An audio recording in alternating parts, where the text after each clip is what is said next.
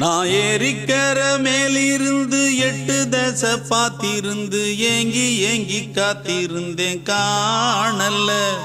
மணி 7 8 ஆன பின்னும் ஊரடங்கி போன பின்னும் சோறு தண்ணி வேணும் இன்னு தோணல்ல. என் தெம்மாங்கு பாட்டை கேட்டு தென்காத்து ஓடி வந்து தூதாக போக வேணும் அக்கறையில். நான் உண்டான ஆசைகளை சொல்லாம பூட்டி வச்சு உள்ளார வாடுறேனே இக்கரையில்.